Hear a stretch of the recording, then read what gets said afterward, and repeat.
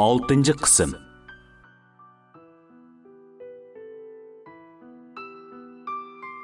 Jiddilashib ham xijil bo'lib, darhol qo'limni tortib oldim. U kulib qo'yib o'rniga ketdi. Men Nurjamolga rahmat aytib, boyiqila ketgan tarafga egiz bo'yliqni izlab yurib ketdim. Ertasi xeyli vaqt bo'lganda uyg'onibdik. Üçümüzdən başqa həmməylə işlərini başlap bolğan bo'lib, bizlar mushu vaqtgacha uxlab yatgan edik. Aldirab tinab o'rnimizdan turib, restoranga chiqsak, tijorat boshlanib bo'lgan. Kutkichi va oshpazlar o'z ishlari bilan paypitak yuratdi. Bu yoq kelib nashta qilinglar, dedi egiz bo'yliq bizni ko'rib ustalga boshlab. Nurjamal acham sizlarni obdan tamoqlanib, ondan mallarni kutib tursin deydi. Atigilik nashta deyilgan bu tamoqlar bizning yurtda xeyli katta bo'ldi deyilgan to'yladimi eg'iz tegmigimiz tas bo'lgan esil g'izolar edi. Ko'rib cho'k silishqimi ko'nglim unamay, ayminib o'tirib ketdim. Egiz bo'yliq bugungi ishning ig'ir ekanligini aytib, hadab tamoqqa sorlaydi. Qarasam, ikki yinimdikilar allaqachon tegish qilib, osh qog'ilib 5 kun bo'lgandek g'izalab ketibdi. Tamoq yegash restoran ichiga qayta nazar tashildim. Bu hashamatchilik, bu boyashatlikdan bo'yim bir g'olash o'sgandek, o'zimni bu shaharga tava bo'lib ketgandek, malla xolisam hammadan bahrilanadigan holga yetgandek his qilmoqda edim. Endi tushansam, haqiqatan yashaydigan yurt mushu ekan. Bir soatcha ozoda o'ltirib tamoqlandik. Shu arada Nurjamol yenimizga kelib, "Amsa yigitlar, tezroq tamoqinglarni yeb beka bo'lsanglar, mallar kep bo'pti. Ambarning oldida saqlab qoldi", dedi. Shu chaqda oldi bilan o'zimning yaqin yurtdan kelgan oliy maktab o'quvchisi, ondan bir madikar ekanligim yodimga yetdi va ichim ochiq bo'ldi. Bu yerda bu ikki salohiyatning qabul qilmasam bo'lmaydigan haqiqat ekanligi aniq edi. Bir boshlab ketgancha ishlarni qorong'u tushguncha aran tugatdik. Tushlik tamoq yegash birdam aram olganni hisobga olmaganda to'xtamay ish qilgan bir kun mushu bo'ldi. Ishlarni tugatib tursak, egiz bo'yliq yana tamoqqa chaqirib qoldi. Hammamizning usti-beshi to'pichang, un, gurish tozindisi, kiyim-kechaklarimiz vayrona edi. Bu turqumdili kiraverishni xohlamay suxonaga chiqib, bir haza kashili bo'lib chiqdim. Boshqalar turgan turqi bilanlar tamoqqa kirib ketgan edi. Men kirganda ular shu vayrona abdi bilan osh qolgan bo'ridak tamoq yeyotgan bo'lib, Nurjamol usti-beshimni tuzashtirib, kiyimlarimni qeqib surtib, yuz ko'zimni yuyib chiqinimga diqqat qilgan bo'lsa kerak, chiroyliqini jilmaydi. U kulsa chiroyli bo'lib ketadi. Gerçi uning chiroyi sening go'zalliging oldida yeb eshalmasimi, yeshi sening yeshingdan xeyli cho'ng bo'lsimi, semiz ham kelangsiz gavdasi o'z yeshidan 10 yosh cho'ng ko'rsatib tursimi, ish qilib kulishi menga chiroyli ko'rindi. Bundaq desam, tillima kulim. Rost gap qilyapman. Shu chog'da u menga bakli chiroyli ko'rindi. Şoňumekin, men ixtiyorsiz onuga qarab kulib soldiman. U biz tamoqimizni yeb bo'g'icha hisoblashib chiqib ketayotgan xaridorlarni yo'lga sag'ash bizga qarab turdi. Menmi pat-pat ko'z qirimda onuga qarab qolardim. Biz tamoq yeb bo'lib mengishga tamshalganda u yenimizga keldi va boshqa uchaylarga bugunlik shaqini tarqitib Ən axırda mənə qarab, "Siz bu yurtqa musafir ekansiz.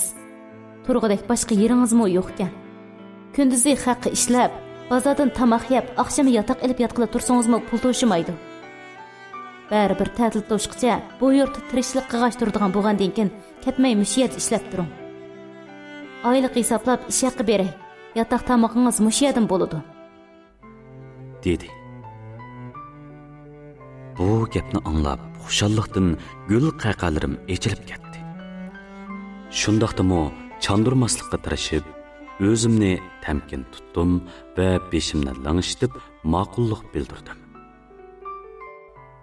Shunda qilib uchaylan kelgan yeriga ketadigan bo'ldi. Men mushu restoranda ishlab qoladigan bo'ldim. Uchining ishidagi birsi qo'liqimga kusurlab, "Hey, xo'jayinlik deb menimi ip qala. Bo'lamdi?" deyotganda Nurjamol to'limi osta deyilgan bu gapni anglab qoldi va bizga qarab chiroyini purishtirdi. Buni ko'rib qog'isi borningmi zuvoni tutildi. Ular ketgandan keyin Nurjamol bir kunlik ish haqimni ayrim hisoblab, yana 300 yuan berdi. Bu qitim pulni tortishmayla oldim va kulib turib rahmat etdim. U mening kulgunimni ko'rib ajoyib sho'xlik bilan ko'zini qisib qo'ydi. Shuningdan keyingi kunlarda restoranda kuchim yetgidekli ishlab bo'lsa hammani qildim. Bir yoqdan seni va oilamdagilarni seg'inish azobi, yana bir yoqdan sen tarafdagi ishlarning qandoq bir taraf bo'g'inni bilishga bo'lgan qiziqish bilan yuragimni tatilab, kechalarni asosan uyqusiz va g'am andishida o'tkazib Ashu g'amlardan yiroq bo'lishni o'ylab, o'zimni deb ishlarga urib turdim. Chunki aldirash o'ssam, azoblanishga ancha vaqtim chiqmaydi. Ham birdan bo'lsa-mu g'amlardan xalos bo'lardim. Uyga xat yozdim. Xatda restoranda ishlayotganimni, restoranning adresini tafsili yozib, onam va singlimdan mushu adresga qaratib xat yozishini, sendan bir uchur berishini o'tindim. Shuningdan keyingi kunlar uydan xat xabar kutish bilan intizorlik ilkida to'limi tasdi o'tdi. Biroq sendan va onamdan hech bir xabar kelmayotdi. Toki bir oy to'shqicha hech qaysinglardan xabar ololmay, o'z go'shimni o'zim yegudek bo'lib ketdim. Shu ish pushqig'i chidamagan bir oqshimi restorandagi ishlab besiqib, hamma uyquga ketganda astag'ina o'rnimdan turib, ombar tarafdagi orqa hovliga chiqdim va tomga yo'linib, to'limi yiroqdan nur chechib, velildashib turgan yulduzlarga qarab o'ltirdim. To'satdan o'pkam o'rilib, yig'i tutib ketdi. O'zimni tutib olishga, yig'lamaslikka tirishdim. Lekin yulduzlar jimirlab turgan osmon o'zimdekla g'amkin, dardlik ko'rinib ketib, har qancha qilsam-mu o'zimni besib ololmadim. O'zimni sezmay ko'z yeshimni mayliga qo'yib etibdim. Aytqana gulim, g'amsiz chog'larimiz haqiqatan bolaligimiz bilan ketgan bo'g'aymadi. Kichigimda qachonmi cho'ng bo'laman, tezroq cho'ng bo'lsam bo'ladi degan eg'izimga mana hozir netchini urib etkim keladi. Shunchalikmi bangbosh bo'ladi ekan bolalar degan. Hozirgidek aqlim bo'lsa, mushuncha dardlarga qilishimni bilsam, orzumni qilar bo'g'aymidim shu cho'ng bo'lishni. Yulduzlarga qarab o'ltirib, bakmi uzun, bakmi echinishlik yig'ladim. Mushu yig'lash bilan tang ichimdagi azob oqibatlar yuyilib tugaydigandek bakmi to'kilib, o'ksib yig'ladim. Bir chaqda issiq bir qo'l poy-poy kichik muramni tutgandek qildi. Cho'chib yoniga qarasam, Nurjamol menga qarab, yenimdili so'ngzuyib o'ltiribdi. uning qandoq bo'lib, qachonlarda yenimga kelganini sezmay qoldim. Uningdan uyulib, darrov yig'imni to'xtatdim. Va Popaykamning yengi bilan yeshimni surtib, o'rnimdan turdim. Umu asta o'rnidan turdi va mendan so'radi. Nim bo'ldi? Nemishqa buncha ezilib yig'laysan? Men gap qilmadim. Rostqo. Uningga degudek nima gapim bo'lsin? Deysammi nima foydasi? Men restoranga ishga tushgan kunning ertasidan boshlab meni sallaydigan bo'lib olgan edi. Zoda nemish bo'ldi? O'g'il bola turib, ornimisini qayrib qo'yib, mushuncha bola yig'ilishingning bir sababi bordi. Degina, qo'limdan kelsa yordam qilaman. Qo'limdan kelmasa, hech bo'lmaganda tasalli berman. Uning kuyinish ahangida aytgan siliq sipoy gaplari yana yig'amni qistildi. Bu qatam levimni ching'ida tishlab bardoshlik berib oldim. Ammo atrof qorong'u bo'lg'achqa, u chiroyimdagi g'am, qayg'u tumonlarini kirpiklarimga eslib to'kilmanla deb turgan ko'z yoshlarni ko'maydi. Men davomliq unsiz turaverdim. U davomliq so'radi. Menga degina, sana sada nim bo'ldi? Zuvonga kelgan bo'lsam-mu, faqat shunula dedim. Deb bo'libla ulug' kichiklanib saptimi. Nurjamol gap so'z qilmay beligimdan kappada tutgan peti meni yetilib talog'im. Uzoq yig'lag'ashqa va ichim darddan tinib turg'ashqa mag'dursiz edi. Uning tatib menishiga qarshilik qilmay keyindan ketaverdim. Biz restoran oldiga chiqdik. U orqa hovlining darvozasini taqib o'tgandan keyin meni yana yetilab opirib, mashinasiga chiqarib, mashinani o'zi haydab nagadir yo'l oldi. Urumchining kechilik manzarasi go'zal edi. Men bu yurtga kelgandan beri azaldan mundaq yerim kechida yo'l yurib boqmagan ekanman. Kangri ozoda asfalt yo'llar. Bino uylarning derizlaridan tushgan chiroq yo'riqi va ko'cha chiroqlari yo'ritib turgan shahar to'limi go'zal edi. Kunduzligiga o'xshamaydigan holda anda-sanda o'tishib turgan mashinalar kishiga sovuq ta'sir beradi. Men kallam qop-quruq holda atrofga havas bilan qarab o'tiraman. İçimden yeridan heliga eg'ir uxlar yanadi. Zodi bir qong'ich to'kmasam yeniklamaydigan pig'onlarim bor edi. Jinim rasvonim.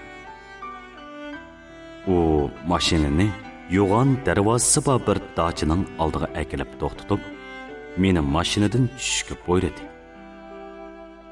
Gap qilmay mashinadan tushib, uningga ergashdim. Farzimcha bir mo ko'lamda beg'ibab bu dacha to'limi ko'rkam edi. O'ylidagi chiroqlar yenib, gullar va daraxtlarni, sun'iy chig'ir yo'l, o'ttiridagi fontan, elangishlik o'rindiq va chimliqning o'tirg'i qo'yilgan 4 o'rindiqlik ustalni o'ptalla yoritib turadi.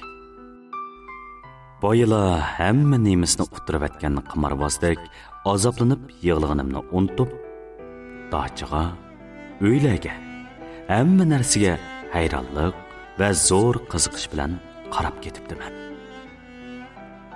Qarg'ash Nurjamolning kaynidan agishib, intayin yasidaq Yevropa kinolarida ko'gili bo'ladigan hashamatlik saroylardek pozor yastilgan uy ichiga kirdim.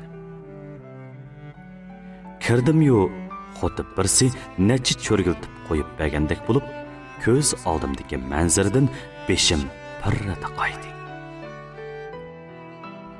Ay-hay, tushimda ko'migan edim mundaq chiroyli, hashamatlik odamning ko'zini olajakman qilib etadigan uylarni. Öz uyingdek ozodi o'ltir. Nima içsen? Nurjamal mendan shundoq so'rg'ash usti boshlarini yeyishib, somkasini ustalga, sharpsini safaga, chapanini bir yoqqa tashlag'ili turdi. Bu harakatining uning uyiga kelganligimizdan bildim va yengil tin oldim. U to'nglatqudan ichimlik akilib, birini menga tanglagash, yana birini o'zi ichib ichdi va safaga cho'kdi. 7-qism.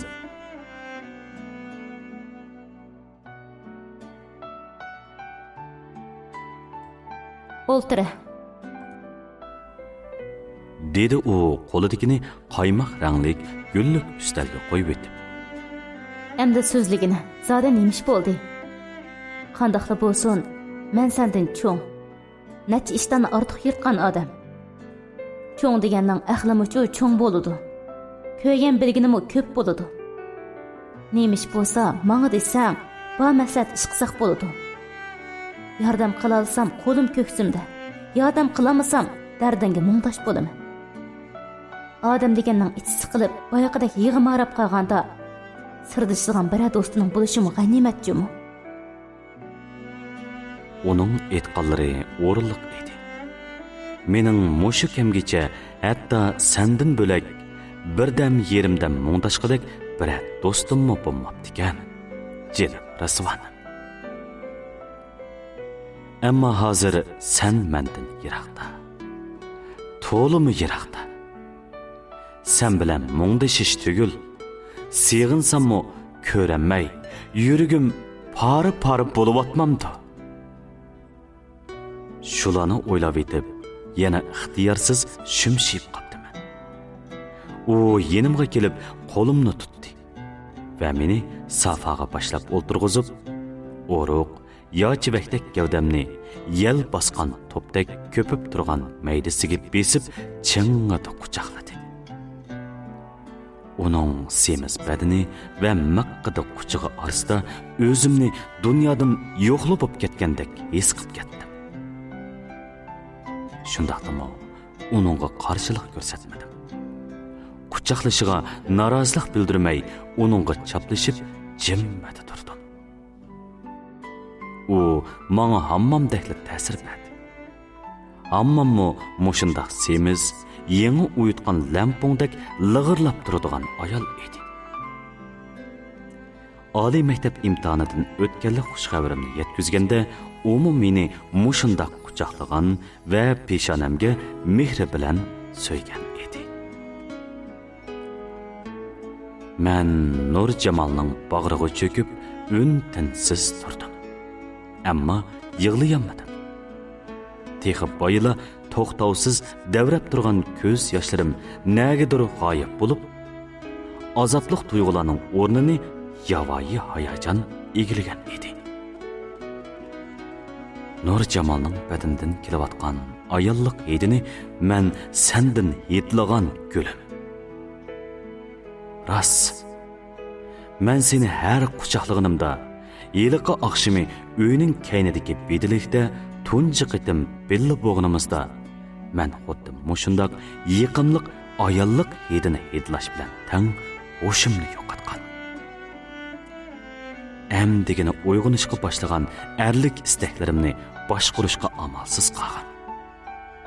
Ixtiyorsiz qo'limni ishdan beg'inga sunib solgan va qarshilik qilganingga, yolburib yig'lamsirib qolganingga unimay o'nchaqni uzgan. Keyingi peshkalchilikning hammasi shuningdan boshlandi o'kulim. Agar shu kuni men o'zimni tutib olgan bo'lsam, sen al xaloyiq oldida uncha sharmisar bo'lmas eding. Ikki oilaning munosabati buncha qatmonlashib ketmas edi. Uyingdagilarmi menga va oilamdagilarga uncha o'sh bo'lib ketmas edi. Dadangmi uncha rahimsizlik bilan urib, putini sundirib yetib yurmas edi. Shularni o'ylash bilan cho'chib o'shimni yig'dim. va Nurjamolning quchog'idan irg'ib turib ketdim. U nima ish bo'lganligini bilolmay dong qaytib turib qoldi. Mening turgan putkunimdan xijillik to'kiladi. Uni his qilgan bo'lsa kerak, Nurjamol yana gap so'z qilmasdan qo'limdan yetilab bir hujraga boshlab kirdi. Va mush yerda uxlab aram ol. Atiganda sen uyg'onib bo'g'icha men chiqib ketaman. Qiladigan bek muhim ishim bor. Buguncha hech nimani o'ylamay tatliq uxla. Har qanday gap bo'lsa, kayfiyating yaxshilanganda andin deyishayli. Lekin ko'nglingdagilarni menga aytmaslikqa ruxsat yo'q. At ishqa bormasangmi bo'ladi. To'nglatqida yeydigan, ichadigan narsalar bor. Seni ruxsat so'radi deb qo'yman. Men kaygicha hech yerga bormay aram og'ach meni saqla. Yaxshi tush ko'rgin. dedi. Andın yandaki başqa bir hujraga kirib, eshikni yopdi. Joyimda bir haza turib ketdim. Ko'z oldimdagi manzaralarga allaqachon ishinib bo'lgan bo'lsam-mu, bugun kecha mushu hashamatlik uyda men ko'rgan ko'pdegan kinolardagi podshohlarning saroyidek katta hujrada uxlaydiganim, Ata Nurjamol sirqqa chiqib ketsa, yana mushu uyning erki bolasidek bu uyda qoladiganim meni sal hayajonlantirib turadi. Hujraga kirib ishni yapdim. Ozoda ham yosida kirvatda yetishtinmi ayminiyotdim. Hujra ichiga tafsiliy qarab chiqib, o'zimning haqiqatan talaylik ekanligimga yana bir qatam ishondim. Әтісі ойғансам түш боп кетіпті. Қандақсыға мұндақ еғір ұқылап кеткенімді білмедім. Әмді тегі орнымдан тұрып, ожыры ішчідегі мұнчыда yüzімні үйіп тұрышымға, қолыда кичік сомкычақланы көтіріп, Nurjamol ожырығы кірді. Hazır тұрған оқшымамсың? Dedi o işiған və salpayған qapaqlarımға qarab. Bəkla eğir uxlab qapdı mən. Bo'pti. Uxlayolgan bo'lsanglar bo'ldi. Ala. Yangi kiyimlarni olib keldim. Usti beshingni yangislab tomoq solig'i chiq.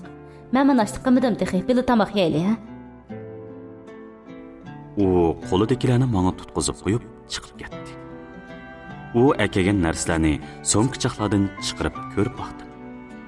Hammasi yep-yangi kiyimlar bo'lib, ishton, ko'ynak, mamoq chapon, belvaq, oyoq, yung ishton, popayka, kalti ishton, paypoq, hatto soatmi bor edi.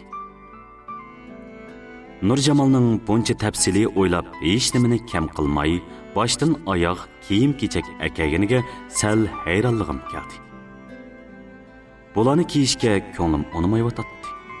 Sufti ham o'ralmasdan qarab baqsam, arzon baholiq kiyimlarda qilmaydi. Shundaq bo'lganda, men bularni kiysam, Nurjamolga üstü-üstülab qarz bo'lib qolatdim. Elimo men uning restoraniga ishga tushgandan beri yotoq tamoqim shuningdan. Amdili kelganimga hech qanday xizmat tajribam bo'lmaganiga qaramay, ish haqqim kutkuchilar boshlig'ining ish haqqi bilan o'xshash. Uxlab qilib, vaqtchiroq qolsammi, hech kim bir nima demaydi. Boshqalar 5 minut kechikib qolsa, 100 xotira qilmay ish haqqidan tutaveradi. Baldur ketish hech kimning haddi bo'lmagani bilan, mening ishim chiqib qolsa, boshqurg'uchiga deb qo'yib chiqib ketaveraman.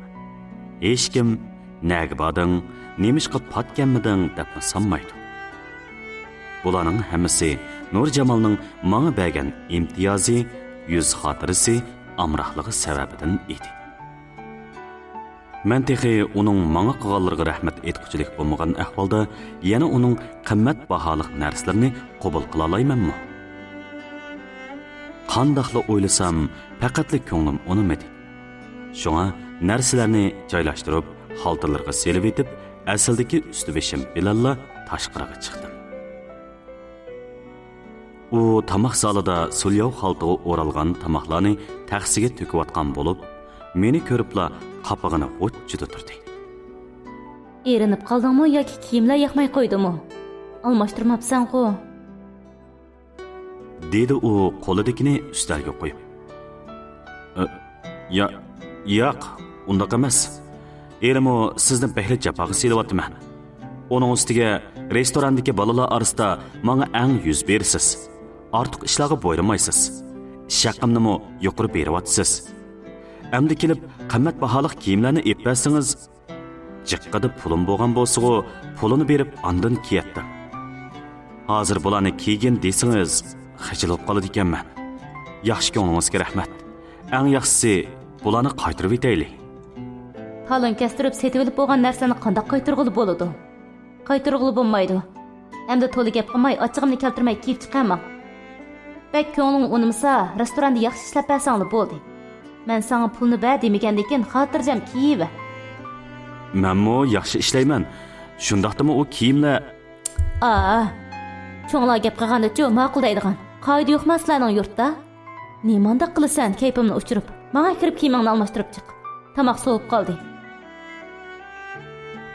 U shundaq debla menga qo'lini shiltib qo'yib, ishini davomlashtirdi. Shu turqida uningga yana yo'q desam, menga qattiq xafa bo'lib ketadigandak qiladi. Shunga gap qilmay kirib, kiyimlarni almashtirdim. Almashtirib bo'lib, aynakdagi aksimga qarasam, o'zimni tuniyamag'ili tas qoldim. Pozor kiyim-kechaklar ichida qaysidir bir boyvachcha yoki kino cho'lpiniga o'xshab qolgan edim. Aynakdagi o'zimni ko'rib, sal sur bosgandakmi bo'ldi. Bir tarafdan ko'nglim ozroq g'ash edi. Mendek bir sahroliq to'mpayga kim qo'yibdi buncha esil usti boshlarni? Qancha yasansammo, baribir heliqi yiroq sahraning turgan putkini zag'ri puraydigan dehqon bolasigu men. Shularni xiyol qilib turganimda Nurjamol ishni chekib etib, ondan o'jirga kirdi. Voyay! Dedi u meni bu kiyimlar ichida ko'rib, hayajonlanib. Kim bu? To'nimig'il tasqatdiman jimi? Cho'nchim yarashgan bormi? Chapan sal cho'ng keldimi nima? Yo'q, dal keladi ekan. Bak qistab kelganni yoqtirmayman. Mana emasmi? Toz joyda bilib olalabdiman. Buncha yarashib ketganini ko'rib, xajlagan pulimga rozi bo'ldim. Kiygini nisib qilsin. Kiyimning umri qisqa, sening umring uzun bo'lsin. Rahmat sizga. Onunga faqat shularni deyaladim. Yuzlarim o't elib, allaqachon qizirib ketgan edim. O'ng'aysizlik va qarz tuyg'usida siqilayotganim bir o'zimga ayon edi. Nurjamol bulardan bexabar holda texichi o'zining bu qadar oqilona tanlashiga mamnun bo'lib, hayajonlanmoqda edi. Mana shahzodlardek bo'lib ketdim. Pechat yarishib ketdi. Bo'lay yigit, endi tamoq yeylik. Qo'rmilar qetib qoladi yeylik. Dedi u oldimda chiqib ketib etib. Onunga ergishib tamoq zaliga chiqdim. U ikkili jinimizga bir ustal to'shqidek tamoqlarni liqqida tizivatgan bo'lib, zix kavob, tonur kavobi, polo, to'xo qo'rmisi, beliq qo'rmisi va necha xil so'g'uq sayla kishining ishtahasini qo'zg'aydi. Behli jiqqo davatdim ixtiyorsiz ustaldagi tamoqlarni ko'rib. Aziz mehmon kelganda yaxshi kutib olmasam bo'lmas? Dedi u pisingni to'kilib. Men qandoqsiga aziz mehmon amdi? Qo'l osting'izdagi bir ishlamchi xolos. Undaq deysangiz, xijillikda o'zimni qo'yg'idek yer topamayapman. Dedim, xijilligimni yoshirmay. Mening qo'l ostimda-chi bir talay ishlamchilar bor, lekin hozir qadar hech qaysi san qilgan muomalani qilib boqmadim. Dedi u ko'zimga tikilib. Men hikoyasi bor kishilarni yaxshi ko'raman. Chunki mening ajoyib hikoyalarim bor. Tunugun oqshom hamma uyquga ketganda yolg'iz sirtga chiqib, bag'ring so'kilgidek yig'lab ketganingni hech sababsiz desang, men hargiz ishonmayman. Oldi bilan ko'nglim ko'tariladigan ishlarni qilamiz. Yaxshi g'izolanamiz. Kayfiyatni yaxshilab, ijil inoq do'stlardan bo'lamiz. Ondan ichingdagilarni, shuncha yig'ilishingga sababchi bo'lgan u hikoyalarni menga deb bersan. Menmo o'zimning kechirmishlarini sana so'zlab beraman. Tünügün keçdən beri sən qılıyatqanlarım muşunun üçün. Əmdi düşəndіңmi? Onun gaplarını anlab, içimning bir yerlardan narazılık o'rlab chiqdi. Lekin chandurmadim. O'zimni besivlib, tagilab o'ylasam, buning xato yeri yo'q edi. Hech kimga aytolmagan, ichiga yutgan dard odamni behli tugashtirib yetadi ekan. Bu ishlar haqida tinib, ikki eg'iz gap qila oladigan kishilarim yurtimda. Sening yeningda qoldi gulim. Bu shaharda o'zim bilan o'zim mungdushib, dardlarimni o'zimga to'kib, o'zim yig'lab, o'zim kulib yuribmi, sepi o'zdan sarang'a o'xshig'ili ozli qog'inimda Nur Jamolga uchrashdim. U shunchalik ko'nglimni so'ravotsa, onamdan boshqa hech qanday odam qilib beramagan ishlarni qilib berib, onam bilan sendan boshqa inisi jin so'ramagan holimni so'rab, texi hech qanday yori yo'likim bo'lmagan bu shaharda ijil inoq do'st bo'lamiz deb menga ko'nglini yaqin tutibotsa, yana ortiq bo'yin to'lg'aramanmi? 8-qism.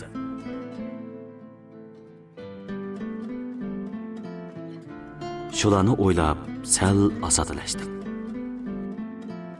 Qizg'in paranglashqash o'ltirib tamoq yedik. Arada u o'zining bu yil 39 yoshga kirganligini, 17 yoshga kirgan bir qizining tunji turkumda ishkiri to'liq o'tir maktabga qabul qilingan o'quvchilar qatorida imtihondan o'tib, hozir Hangzhouda o'qiyotganligini, erining 8 yilning oldida qatnash hodisasida o'lib ketganligini, shuningdan beri eridan qolgan restoran egiligini boshqarib, tijorat bilan shug'ullanib kelayotganligini, qayta to'y qilmay qizining holdan yolg'iz xabar elayotganligini, o'zi va erining bu yurtga musofir ekanligini, ota-onasining Aqsuda, erining tuqqanlarining Otushda ekanligini, urug' tuqqanlarning ta'tilda qizi ta'til qilib uyga qaytganida o'zlarini yo'qlab keladiganligini, o'zining fursat topsa pat-pat berib yo'qlab turadiganligini aytib berdi. Arada necha qitim hayajonlanib, yosh to'kib misoldi. Men yig'laganda u meni bag'riga besib tasalli bergani bilan, u yig'laganda men ko'zimni paqirtib qarabla o'ltirdim. Albatta, men uningdek echilib, yeyilib, ham o'z ko'rib muomala qila olmaydi ekanman. Hisobda do'st bo'ldik degan bilan uni ocha deydi desam tixi. Do'stim deb yuray desam yana tixi. Ishqilib bir yerlari beyab turadi. Omo ocha deyishimni yoqtirmaydiganligini aytqashqa, menmi amalba uning ismini atmaslikqa yoki bevosita chaqirmaslikqa tirishdim. Og'zimdanmi ko'nglingizni yerim qilmang degandim boshqa so'z chiqmadi. Bir kuni tushdan keyin shu holda paranglashib, qo'zig'imiz ossa yana tamoq yeb, to'ysa davomli paranglashib kunni kesh qildik. Bir chaqda u 2 romkaga qizil haraq qo'yib akilib, birini menga tutqizdi. Birini o'zi oldirmay so'mirib, xuddi sharbat ichgandek o'tladi. İçe ha. Bu yurt yaşayman deydi ekansan, buni ichishni o'rganmasang bo'lmaydi. O'g'il balaning yarashqisi bu. Kaypingni ko'tirdi, ichilib ketsa. U shundoq dedi. Ko'nglim tatmay turganimni ko'rib, yenimga keldi-da, qo'limni itirib turib, romkini levimga takkizib zo'rladi. Umi ishdi. Hech nima bo'lmadi. Uning ustiga bu yurtda yaşayman deydi ekansan, buni ichishni o'rganmasang bo'lmaydi. O'g'il balaning yarashqisi bu. Davatudu. Bir romkaga nima bo'pti? Shularni o'ylab, romkadagi haraqni bir ko'tirib ichib etdim. Demagan bilan yaxshi narsakan. Restoranga kelib ketib turadigan mehmonlarning amroqligi bekor emaskan. U viliqqidek ko'rdi. Ondan yana berib, elaka qizil haraqni botolkasi bilan ko'tirib keldi. Shunda qilib, bir yoqdan paranglashqash, bir yoqdan ichishvozlik boshlanib ketdi. Gerçi bu qızıl haraq mən keyinki kunlarda ögünüb qalğan başqa küçlük aq və qansiq haraqlarga oxşamısımı? O o'ltirib qarsa safaga berib sunaylanib yatdi. Arada chaqirg'usiga necha qitim uchur keldi. Bu uyda ilgari kinolarda ko'rgan, Urumchiga kelgandan beri ommaviy telefon botkalarida ko'rib baqqan, ammo bir qitim tutib baxmagan telefonmi bor edi. U har qitim uchur kelsa, shu telefonda telefon qaytirib, bir haza so'zlashib, ishlarni tafsiliy o'rinlashtiradi. To'yuqsiz o'zimni kinoda rol ilayotgandekmi his qilib qoldim.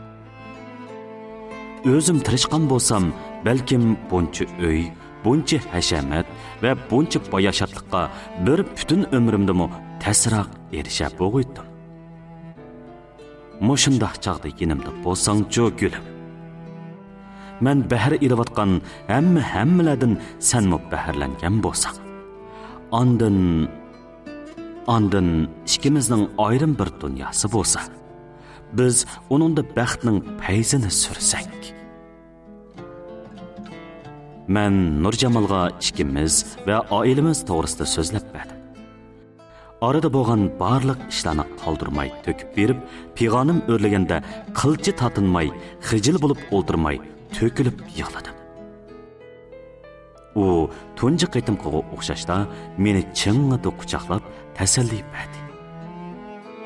Men xuddi mushuni kutayotgandek uni qiynib yetladim. Ixtiyorsiz menmi uni quchoqladim va yuzimni yuziga yog'dim. Shu chaqdagi uni sen deb o'ylab qolgan edim gulim. Haqiqatan sen deb o'ylab qolgan edim. Shu tapda sen mening quchog'imda turatding. Lavlaringga tashna edim. O'tliq suyishlaringga, bo'ynimdan ching quchoqlab maydamga chaplashishlaringga, quloq tuvimga pichirlashlaringga tashna edim. Sen haqiqatan meni quchoqlading.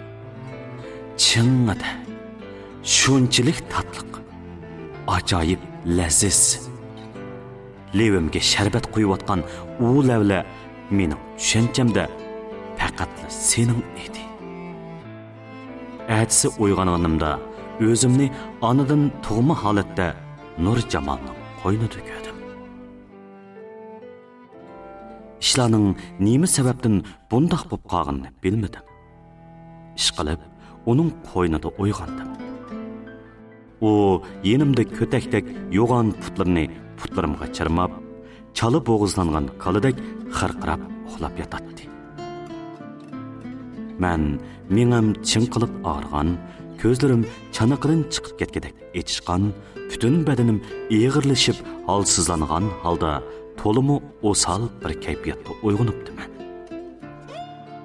Putimni uning ustimda eg'irgina tashlanib turgan puti orasidan sug'urib chiqib, karvatdan tushkilayotganimda u g'amislanib uyg'ondi va men tarafga o'rilibla belimdan quchoqlab oldi.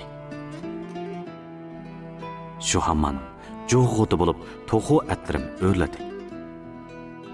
Tunugin kechdiki uni ocham o'rnida ko'rib quchoqlagan, bag'riga bassa illiqlik his qilgan hissiyotimdan asarmi yo'q edi. Uning qo'llarini belimdan ajratishga urindim. Ammo u ching'ida quchoqlab olgan bo'g'ashqa xeyli kuchinishga to'g'ri keldi. Shundaqdimi giralashtirib olgan barmoqlarni bo'shqini qayirib ajratdim. Bu kayfi uçup öğre bulup o'ltirdi va so'radi. Nim bo'ldi? Kayping yaxshi emasdek qildi-ku. Biz nima ish qildik? O'zimmi to'ymayla shundoq so'rabdim. U darrov yo'tkilib mening kaynimdan so'l beqinimga o'tdi va chiroyimga amdili ko'rayotgandek sinchilab qaradi. Nima qilganing esingda yo'qmi? Biz hamma ishni qildik. Men sening bo'ldim. Sen mening bo'lding. Kichik bo'g'ining bilan payzing boshimkan sanjimi? Uning gaplarini anglab, nomusdan o'lgidek bo'ldim. Bilamsan gulim. Men bundaq bo'lishini faqatla o'ylamagan. senden başqa ayolning qo'lini tutib qolaman debmi o'ylab baxmagan. Sana xiyonat qilish uxlasam tushimdimi yo'q edi. Endi qanday qilaman? Qanday qilsam bu sharmandachilikdan, bu bulg'unishdan xalos bo'laman? Bu mehnat ishni yuz bermagan holatiga qaytarg'ilib bo'larmi? Gap qilmay shuklab ketganimni, beshimni tuvan selib xo'rsinib qolganimni ko'rib, belikimni tutdi u. Nim bo'ldi? Hech nima. Bundaq isinga tinib o'ltirmay gap bo'lsa ochiq degin. Men bir ishni xato qildimmi? Nimishqa uyg'onibla menga so'g'uq tegisan, ha? Nurjamalning kuyimchalik yig'ib turgan ko'zlariga qaradim. U hech bir afsuslangandek, pushaymon qilgandek emas edi.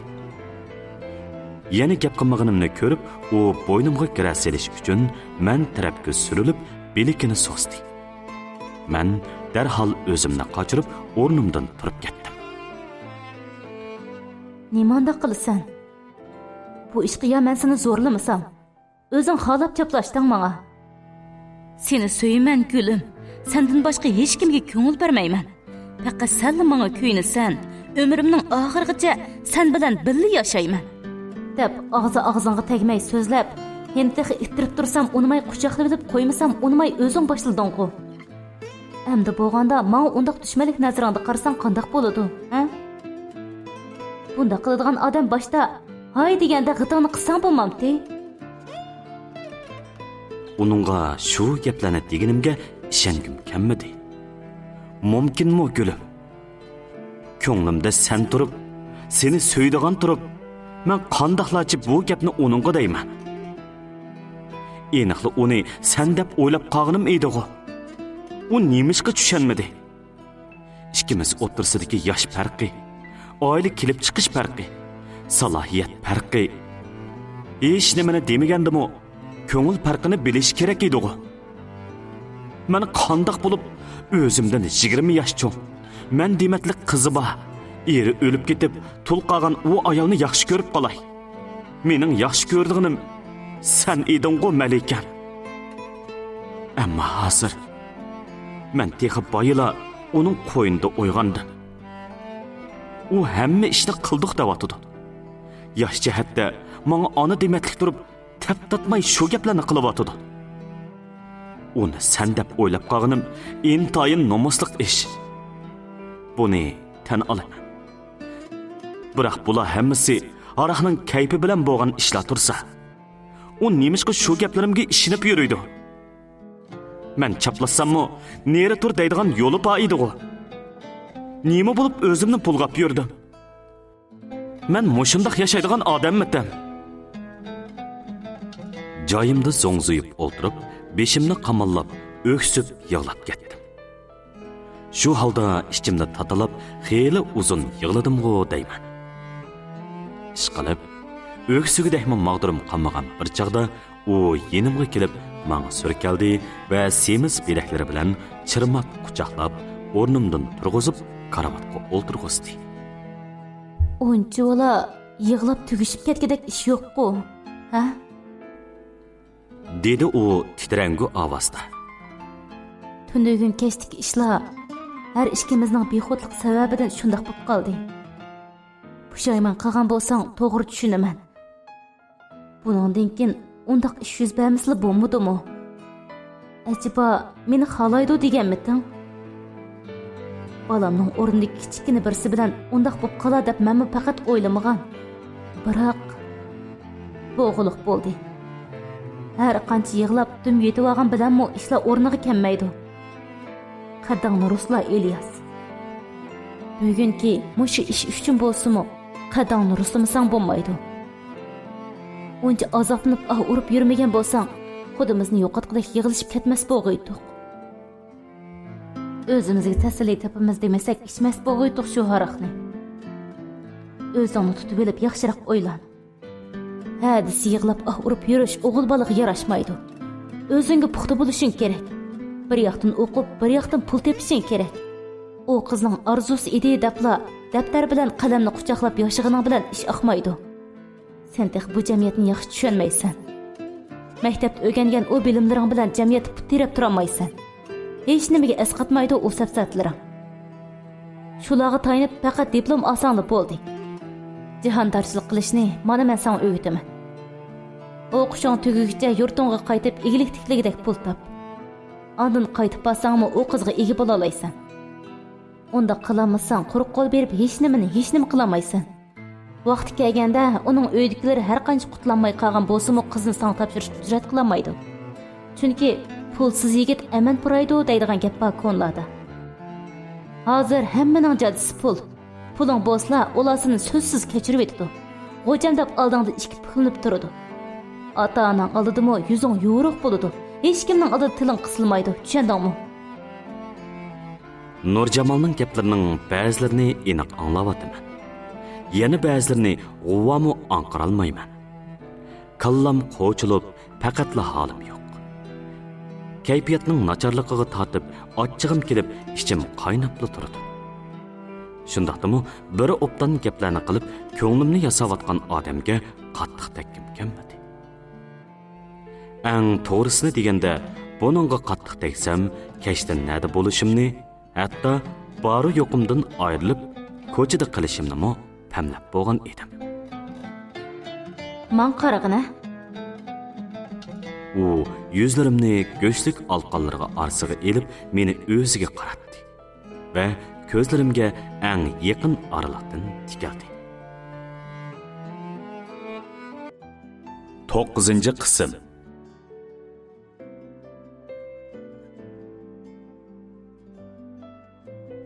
U yuzlarimni go'shlik alqonlariga arsiga elib, meni o'ziga qaratdi va ko'zlarimga eng yaqin oraliqdan tikildi. Mundaq tushkulishib ketma. Men seni hargiz pushaymon qildirmayman. Xohlasang mushundaq o'timiz. Yeydigan, ichadigan, turadigan, xashlaydigan, kiydigan, ishiltadigan. Hech nimadan g'am qilmaysan. Ishlamayman desangmi mayli. Bu uyda qanchalik turg'un kelsa turaversan. Hamma narsang mendan. Faqat menga xufiyani erim bo'lishni xohlasanglar, seni ziyon tortqizmayman. Bilasan, mening yo'ldoshim yo'q. Sen mate to'y qilmading. Shunglashqa, bu qonunga xilof hisoblanmaydi. Shu, men sendan salla cho'ng. Agar bu tarafini ko'nglingga olmasang, biz behli muhabbatli o'tib ketalaydik. Ta'tiling to'ssa, maktabda o'qiyversan. Diploming o'z yo'lida chiqaveradi. O'qish pulingni mana men to'lab beraman. Bu yerga xohlaganda kelsang bo'ladi. O'qishing tugab, yurtingga qaytadigan chaqda e'tiboringni qilib, chiroyli yo'lga sepib qo'yaman. Berib, Rizvoning bilan to'y qilsan. Shu chaq bo'lganda men to'yingga qatnashishim, hatto o'zim ega bo'lib beshinglarni qo'shib qo'yishim mumkin. Men ega bo'lgan ishqa hech kim yo'q deb bo'yin to'lg'ayamaydi. Mushunda qilaylikmi? Nimishqa? deb so'radim menmi uning ko'zining ichiga qarab. Zodi nima uchun? Bu men u duduqlab qelib yuzimni qo'yibdi va yinimda o'ltirdi. Qarasam, beshi tushib ketgan edi. Men sizning hech nimangiz emas. Faqat restoraningizdagi bir ishlamchi. Sahradan kelgan oddiy bir dehqon bolasi xolos. Nemishqa menga buncha iltifot ko'rsatasiz? Ham xufiyani eringiz bo'lishimni talab qilasiz. Bundaq munosabatda o'tay deysiz, atrofingizda har kishi degan samandek tursa, qandoqlarcha o'tib teshib meni tanlab qoldingiz? Ha. Dedi u cho'nqur o'xsadi. Atrofimda erlar samandek. Ba'zida ko'nglimni o'tish uchun surkilib holi qolmaydi. Mo'shundoq o'tishni xohlasammi, to'y qilishni tanlasammi, kimni desam, chekib turib tanlay olayman. Lekin Ilyas, men sendan iliqlik his qildim. Sen tunji kun restoranga kelgan chaqda yoqtirib qolgan edim. Sen yeningdagilarga faqat o'xshamaysan. Ko'ngil, samimiy, tirishchan, o'zingga taalluq bo'lmagan hech nimaga ko'z qarangni solmaydigan. Sana yaxshilik qilgan odamga necha aslab yaxshilik qaytarishni biladigan yaxshi bola. Asli do'st bo'lib qolamiz deb o'ylagan edim. Kim bilsin, ishlar mushundoq bo'lib ketdi. Baribir shundoq bo'lgan ekan, yana nima bo'pti? Nemishqa meni tanladingiz deb qoldim. Ko'ngil totadigan kishilar bo'ladi-ku bu hayotda. Hech nima kutmay, hech nima talab qilmay. Faqat qalbingning ozodaligi va xushallik uchun ko'ngil totadigan kishilar bo'ladi odam deganlar. Men seni xohladim. İlyas. Yenimda sen bo'lsang, hamma g'amlarimni, boshqa qiyinchiliklarni, deshvorchiliklarni unutib qoladi ekanman. Menga birsini mehrim bilan quchoqlab boqmag'ili bek uzun bo'ldi. Quchoqlashdan, so'yishdan huzur his qilib boqmag'ilimi shu. Bara-bara o'zimning ayol kishi ekanligimni unutib ketgil turibdi ekanman. Yenimda sen paydo bo'lib, ko'nglimda qaytadan muhabbat beqildi. Sendan hech nima talab qilmayman. Faqat o'qishing tugab, yurtingga ketguncha menga hamroh bo'lsanglar bo'ldi. Ma'qulmi? Men faqat shunila orzu qilaman.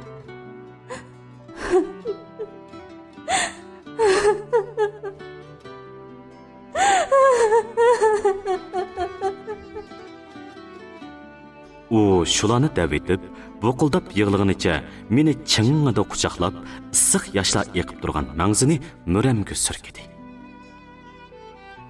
Shu hamon ko'nglim yumshab, uningga hesdashligim qo'zg'aldi. Men yig'lig'anda u bag'riga besib tasalli bergan. Endi u yig'lig'anda sovuqqina muomala qilarman. Butun vujudim bilan quchoqlab tasalli beribmi ketmadim. Faqat meni quchoqlab turgan belikini yenikkina silab, beshimni qayrib, mangzimga tegib turgan peshonasiga bo'sh birni so'yib qo'ydi. U texmi esadab yig'lig'inicha menga yanama bakrak yepishdi. Gerçi mening nazarimda bu qiliqim uning xufiyani eri bo'lib o'tish talabiga ma'qullik bildirganim hisoblanmasimi, u buni qo'shilganlikning ifodasi deb qolgan edi. Şoňamy meni asta-asta itirip yatqızıp, boyunlarımga, yüzlerim ve levimge aşk gözlerce söyüp ketdi. Oturumuzdaki ikinci qitimlik münasibet ana şundaq yüz berdi. Bu qitim araqning kuchidanmi emas, yig'a ve hoşumni bilelmegenligim üçünmi emas, kallam sagak, ahli hoşum joyida. Onun gaplariga javob bergidek, hamda uningdan qaytirib savol so'rab, javobini olaligidek imkoniyatim bor ahvolda, men xohlagan bo'lsam, bo'lmasam, bu ish yana yuz berdi. Albatta, xohlamagan bo'lsam qarshilik qilar edim. Uni to'sib olar yoki bu ishning oldini olar edim, ha? Demak, men xohlagan o'xshayman. Meni tillasangmi, qarg'isangmi, eng yomon atoqlar bilan sifatlab, rasvoyi olam qilsangmi, haqsan, gulim. Men shu chaqda shu ishni xohlagan o'xshayman. Shuningdan keyin Nurjamol menga burunqudimmi bakrak voy deydigan bo'lib ketdi. Ishqimi bormadi. Kun bo'yi dachi uyda aram elib, yetib uxlab, televizor ko'rib, qo'rsig'im ochsa, u akilib bergan tamoqlarni yeb, zeriksam sirtlarga chiqib aylanib, u bergan pullarni xohlagancha xajlab, yangi kiyimlarni setib olib, jahonning fayzini surishga boshladim. 2 hafta bo'lmasda ta'tilim to'shdi. Maktabga boradigan chog'dimi, u meni boshdan oyoq yangi kiyimlar bilan yasandirib, satrashxonaga opirib, chechimni zamonaviy yastib, ondan yanchuqimga bir tutam pulni sep qo'ygandan keyin o'zi mashinalik maktabning oldiga opirib qo'yib, toki men darvozadan kirib, bizning fakultet tarafga yurib ketgicha qarab turdi. O'qish boshlanib ketdi. Rost gap qilay gulim. Nurjamol bilan ayshi ishrat qilib yurgan o kunlarda sana bo'lgan seg'inchim bir oz pasayibdi. Burunqidek sen yodimga yazsanglar yig'i tutadigan ahvol o'zgarib, sen yodimga yazsanglar Nurjamolning qo'ynini seg'inadigan bo'lib qoldim. Sana bo'lgan muhabbatim azaldan suslab baqqani yo'q. Ammo sevginchimga Nur Jamol dal bo'lib apti. Men uning muhabbati va shiratlik turmushimiz bilan sana bo'lgan intilishimni, sevginishimni besib ketdim. Bularni maktab yotiqiga qaytganda ondan his qildim. Chunki maktabning 8 kishilik yotig'ida 8 o'g'il bola birga turadi. Bu yerda sevginsamla erlik istaklarim qo'zg'alsala, tartib akirib qo'yniga kirib oladigan Nur Jamol yo'q. Ishikdan kirsila bo'ynimga chirmishib so'yib ketadigan u yo'q. Meni yolg'iz qoladi deb sirtdagi ishlarni apala-shapala tugitib, dachiga yenimga qaytishga oldiraydigan u yo'q. Viliqlab kulib, kichik bolani erkilatgandek erkilatib, o'ltirsam tizimga beshini qo'yib oladigan, yotsam putini putlarimga artib oladigan, hisiyatimni qo'zg'ash maqsadida uyda bo'lsa yerim yalang'och kiyimlarni kiyib oladigan, ba'zida munchida yuyinib etib, eli lo'ngini, eli yana bir nimani sunib berishimni aytib, yerim badanini muncha ishining sirtiga chiqarib qarab turadigan, nimani xohlasam shuni ep beradigan, nega desam yoqtimay apirib o'yintadigan, meni xush qilish uchun tirishib harmaydigan, bular badaliga mendan muhabbat kutadigan u yenimda yo'q. Maktabga qaytib kelgandan keyin seni eng dastlabkiga o'xshashla bek sevginadigan bo'lib ketdim. Kech kunduz xiyolimdan chiqmadim. Har oqshimi tushimga kiratding gulim. Go'yo orada bo'lib o'tgan hamma ishlardan xabar topgandek, Nur Jamol bilan bo'lgan hamma ishimni bilgandek, menga yosh yo'qi ko'zlaringni tikib, sovuqli qarayding. Tushlarimdan uyg'onib, to'lima ko'ngilsiz bo'lib qolatdim. Ras, sana xat yozmaganimga bir oy bo'lay debdi. Qandoq bo'lib xat yozishni unutib qolganda men gulim. Dachida turgan dastlabki kunlarda 3-4 kunda bir qitim xat yozib turdim. Biroq sendan javob xat kelmagan seri terikib sarang bo'layli deb qolgan edim. Bu terikishlarni Nur Jamolning qo'yniga tortishlari bilan besiq turib, o'zimga tasalli izlab yurib, bara-bara xat yozishni unutib qoldim. Ammo nemishqa menga bir parchami javob xat yozmaydigansan, Rizvonim? Men xaytimda aniq qilib, mushu dacha adresiga xat yozsang bo'ladiganligini jikilgan edim-ku sana. Shularni xiyolimdan o'tkazib, yana ko'nglim yerim bo'ldi. Balkim akalaring bilan dadang mening xaytimni sana yetkazib bermagandir. Va balkim ishlar bu darajaga yetganda aloqani biroqla uzay degansan. Mayli qandoqla o'ylagan bo'l, men sendan hargiz voz kechmayman, gulim. To'g'ri. Sana yana xat yozaman. Toki sen menga javob xat qaytarganga qadar.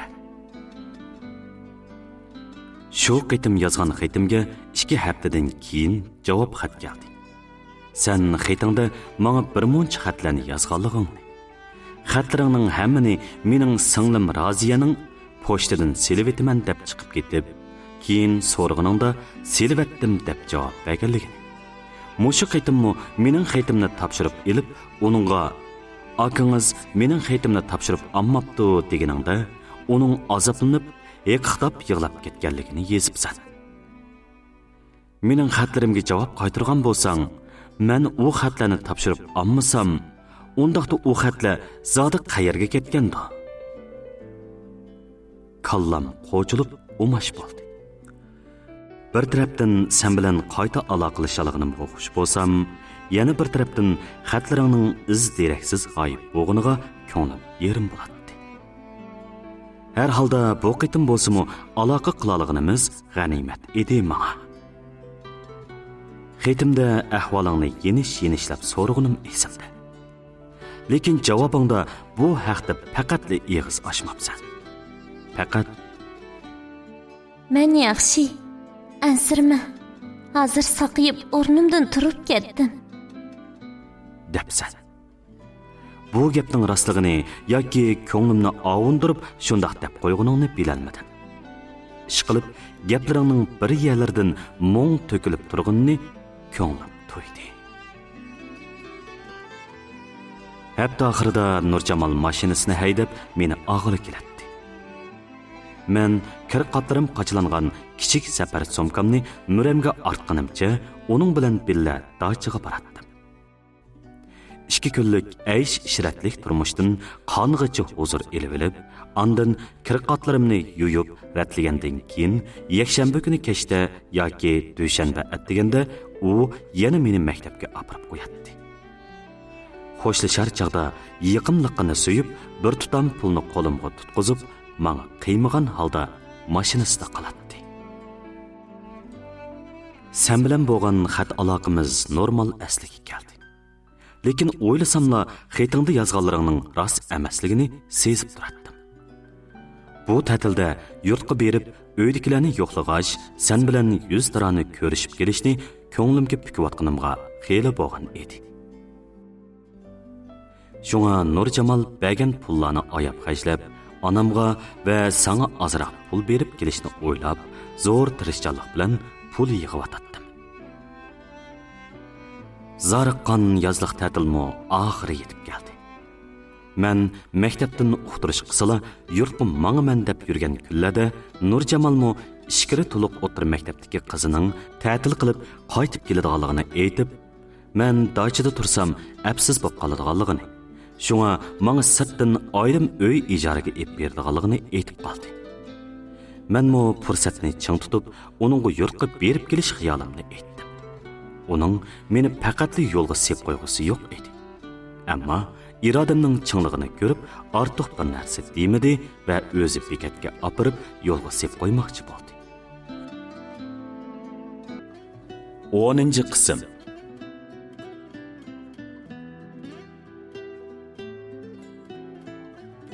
Uning meni faqatli yo'lga sep qo'yg'isi yo'q edi. Ammo irodamning chingligini ko'rib, ortiq bir narsa demidi va o'zi bekatga opirib yo'lga sep qo'ymoqchi bo'ldi. Uning qo'shilganligidan ko'nglim tinib, yurtga qaytish tayyorligini boshladim. Nurjamolning qizi mendan burun qaytib keldi. U menga: "Qizim qaytib keldi. Endi oqshomlari sana hamroh bo'lamaydigan bo'ldi. Biroq sen yurtga mang'icha mehmonxonada tursang, ko'rishadigan chaqda men shu yerga borsam bo'ladi," dedi. Baribir pul onundan chiqadigan tursa, men yo'q aytdim. U mehmonxonadan bir kishilik yotoqni haftalik ko'tara elib meni o'rinlashtirib qo'ydi. Bu bir hafta jarayonida u kunduzi qiziga hamroh bo'lib, ham restoranning ishlarini bir yoqliq qilsa, kechda yonimga kelib, kech soat 1-2larda ketdi. Shunda qilib, oxirgi bir haftani to'shqizib, uning opirib yo'lga sep qo'yishi bilan yurtga qarab yo'l oldim. U mashinaga chiqarib vaqtimda yanchug'imga bir kallak pulni sep qo'yib, "Ota-onangdan pul so'rab yurma. Yurtda bo'yning qisilib qolmasin. Ozod xashla," dedi. Uning xayrixohligidan suyunatdim. Bir turib hayronmi bo'latdim. Men cho'nglardan, savodoshlarimdan, jamiyatdagilardan cho'ng yoshliq arlar pul xajlab, o'zidan kichik, hatto qizidak, navrisdak qizlarni oshna tutib oladi. Ularga amroqlik qilib, pul deganni suvda xajlaydi.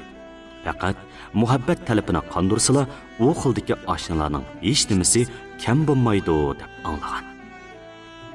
Lekin oliy maktab hayotimda Nurjamoldek cho'ng yoshliq boy bir ayolning pulni suvda xajlaydigan kichik oshnasi bo'lib qolarimni o'ylabmi baxmagan edim. Jahonda o'ylamagan ishlar doim yuz berib turadi. Dal shu o'ylamagan ishlar tasodifiy yuz berganligi uchun biz ularni hayronlik ilkida anglaymiz. Boshqalarmi ham hayronlik ichida zo'q-sho'x bilan so'zlaydi. Balkim bizning ishlarimizmi tala-tuzda ancha-muncha purab yurgandir. Lekin Nurjamoldek jamiyatda o'rni bor, qo'l bilan sanavog'idek igilik tikligichilar ichida Raurus inovati bor, man dematlik bir qizi bor, obro'yliq bir ayol. Bularni o'ylamasa, men ortiqcha o'ylab avar bo'latdimmi? Baribir o'mo maktab bitirib yurtingga ketkicha degan. Maktab bitirib yurtingga ketkicha, ketadigan chig'ingda o'zim opirib yo'lga sepib qo'yman. Mana men o'zim ega bo'lib, Rizvoning bilan to'yingni qilib qo'yman. degan. Uning boshqa tarafini bek bilmasammi, gapida turadigan, erlardek gangung, hech nimadan qo'rqmaydigan, hech kimga egilmaydigan, pul tepishni ham xarjlashni, turmushdan huzur ilishni biladigan taraflarni yaxshi bilaman. Shunga men uningga qoyil. 4 kunlik yo'l jafosidan keyin yurtimga qaytib kelib, men o'sib cho'ng bo'lgan, sen mening muhabbatimni bag'ishlab yashayotgan so'yimlik mahallamga qadam bosdim.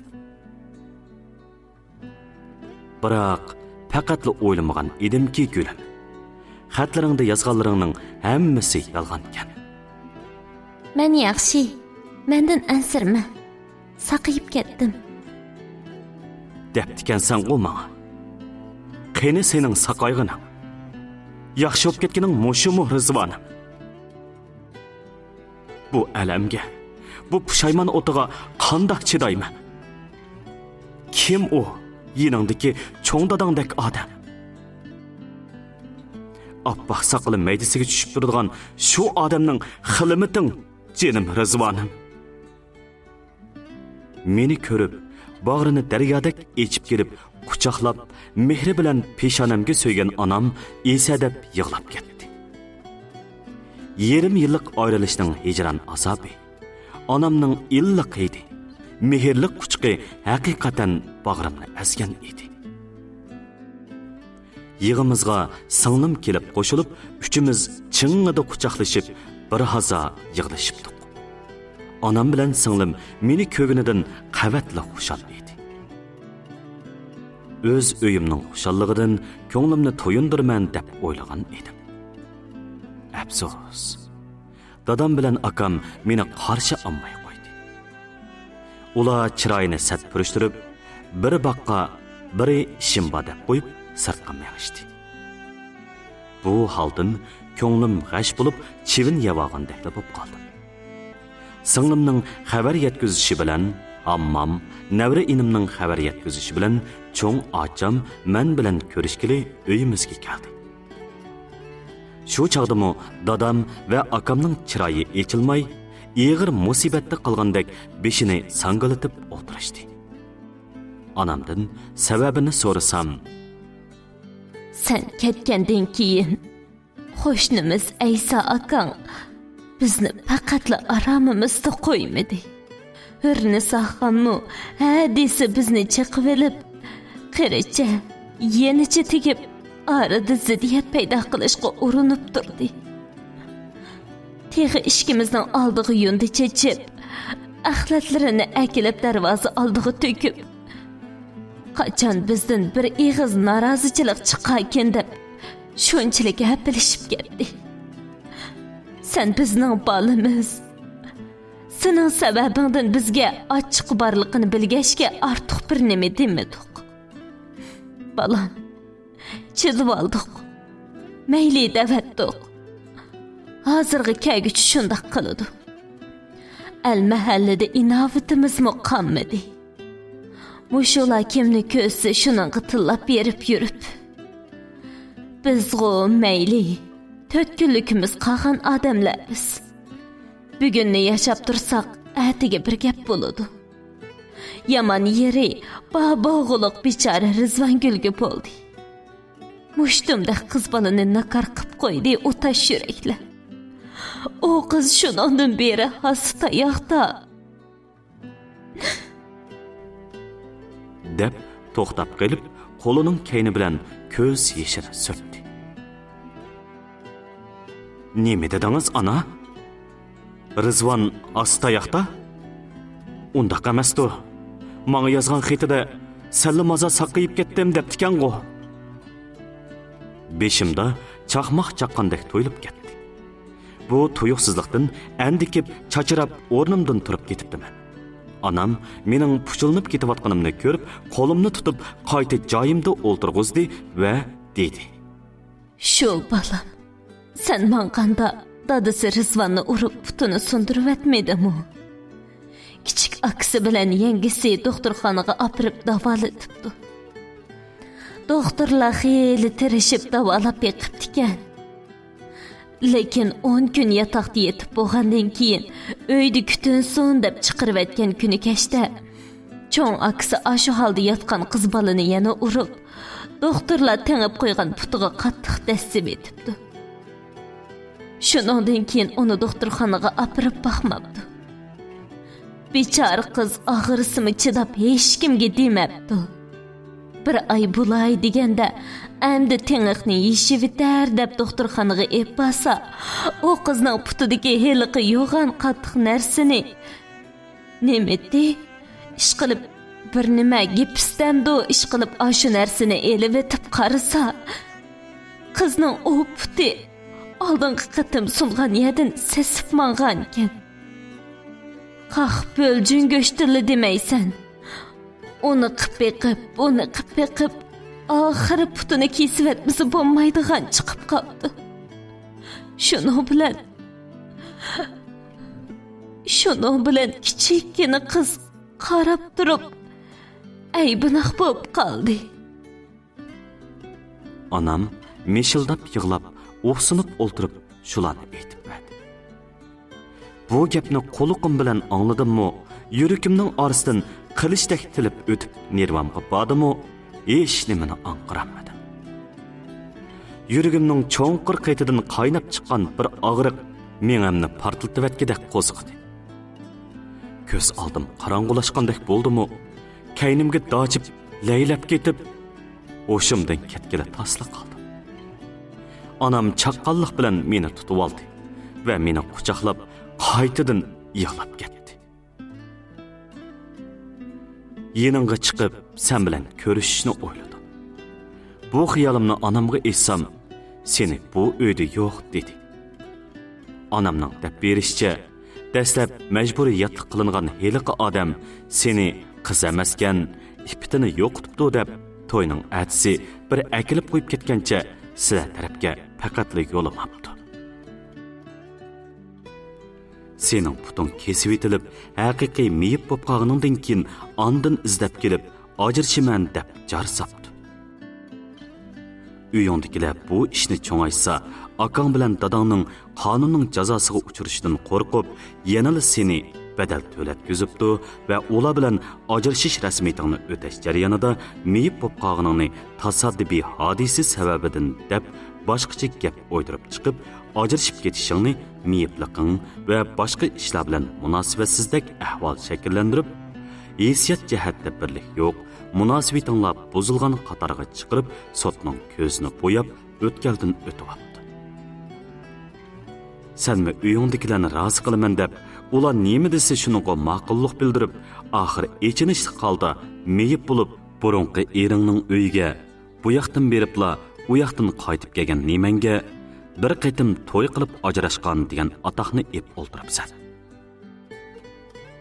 Necha oydan keyin yeshi dadangdimi cho'ngroq bir kishining elchi qo'yishi bilan shu kishi bilan to'yingni qilib qo'yibdi. Ma'qul degan gapni qandoqmi og'zingdan chiqara olgansan gul. U odamning yeshining bir yerga bog'anligini, soqolining uchdak oqirib, belining muhchayganligini, sen dematlik navarlari borlig'ini bilmas bo'g'uydingmi? Balkim uyingdagi tapatana, iza ahonat, uvalchilik ham qattiq quruq tegishlarga chidayolmay, qandoqlik qilsam mayli, mushu uydan chiqib ketay debla rayingni bo'qqansan. Ammo bu qadar baxtsizligingga men chidamadim gulim. İçimden qo'qasdak vajildab eqiyotgan ochiq nadomat meni bahli tugashtirib etdi.